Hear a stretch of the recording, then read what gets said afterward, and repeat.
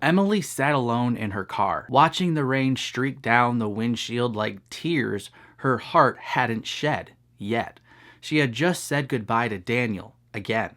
They weren't dating, not officially, but they weren't not dating either. It had been 7 months of late night texts, shared prayers, coffee dates that felt like more than friendship, but less than a real commitment. She prayed a lot, but she was tired of trying to decode God's will in the fog of uncertainty.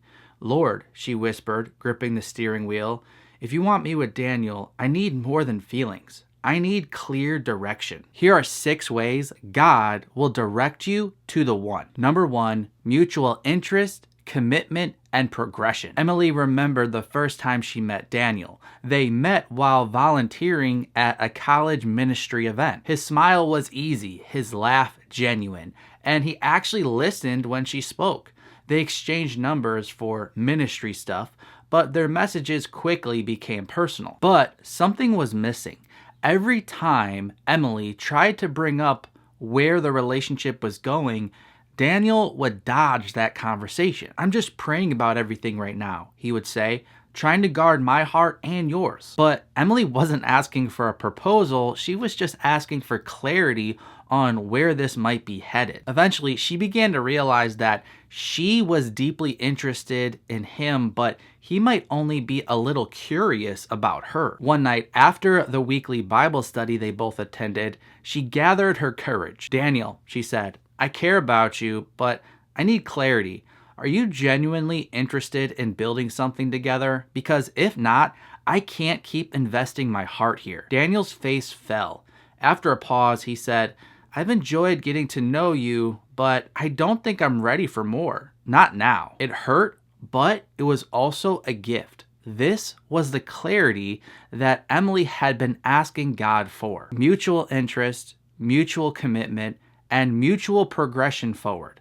Without all 3 of those, it's just not the right person God has for you. Amos 3:3, can 2 walk together unless they are agreed? Number 2, God will make the relationship practically possible. Months passed. Emily was hurt and struggling, but she also felt really free. And as time progressed, she felt like she was moving on in a healthy way. She joined a new Bible study. She was progressing forward in her education pursuits. And eventually, something really surprising happened, and she met someone new out of the blue. His name was Josh. He was kind, consistent, and unapologetically serious about Jesus. Their first conversation wasn't electric, but it was a meaningful conversation about a biblical topic from that week's sermon at church. They ran into each other again at worship night and then again at a mutual friend's game night, and eventually their conversations turned into a genuine connection. Unlike Daniel, however, Josh was very direct. When he asked her out to coffee, he said, "I'd love to get to know you better. I've been praying about starting something intentional with you." But Emily hesitated. Her heart was cautious, still healing a little bit. But everything about this felt right, yet she didn't want to rush. Therefore, she prayed for a practical sign, nothing lavish, just something from the Lord that might confirm this is the right direction. 2 days later, her internship coordinator changed her location, which was way closer to where Josh lived when previously they were very far apart. It felt kind of random, but it also felt not so random because of what she had just prayed about, some sort of confirmation. But more than that, the real confirmation came after her and Josh kept spending time together, and shortly thereafter, Josh asked her to become an official couple, and she accepted. Proverbs 16:9, the heart of man plans his way, but the Lord establishes his steps. Number 3, biblical confirmation. One night Josh asked, "Would you like to read Philippians together for the next few weeks? I want our relationship to be rooted in truth." That night, the verse that stood out to her was Philippians 2:4. Let each of you look not only to his own interests, but also to the interests of others. She realized that Josh was living out this verse and applying it to their relationship.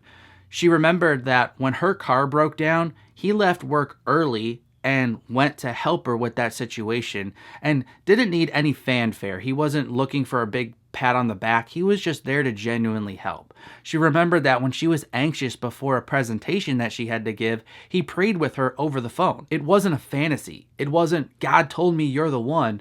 Josh was showing a quiet obedience and godly consistency. Number 4, helpful trials that build the relationship rather than break it. Things weren't all smooth sailing between Josh and Emily. 3 months into their dating relationship, he ended up getting an offer to go on a mission trip all the way in Thailand for 6 weeks. Emily's first instinct was panic. What if the distance ruined everything? What if this was just like Daniel, something that fades? But Josh sat her down and said, I want to be clear. I want you to know I'm still with you in this. This trip doesn't change that. While he was away, the communication was spotty. He did his best, but one week he even got food poisoning and was unable to communicate with her at all. Emily cried and prayed a lot during this time. She felt like things were drifting apart, but the foundation that they had built was not rocked by this silence and distance for these 6 weeks. In fact, when he got back, they were stronger than ever. James 1:2-4, count it all joy, my brothers, when you meet trials of various kinds, for you know that the testing of your faith produces steadfastness. And let steadfastness have its full effect, that you may be perfect and complete, lacking in nothing. Number 5, a mutual desire to sacrifice. It had now been almost a year of dating, and both of their lives were getting busier and busier.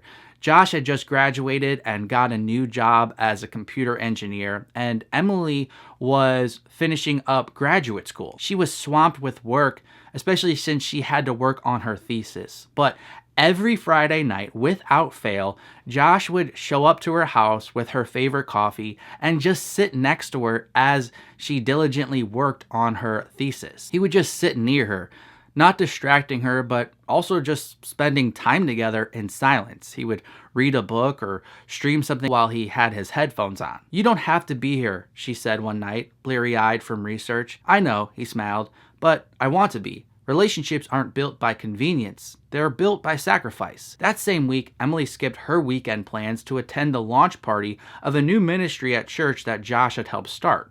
She wasn't just supporting him, she was choosing to walk with him, just like he was choosing to walk with her. And they were both happy to make these types of sacrifices. So they weren't just feeling lovey, they were choosing to love each other. Romans 12:10, love one another with brotherly affection, outdo one another in showing honor. And number 6, you won't have all the answers, but you will still want to choose to love each other. After this year of dating, Emily still didn't have all the answers. There was still some worries and fears, but she realized she had something more precious than perfect clarity. She had peace. After another 6 months of dating, her and Josh both realized something really important.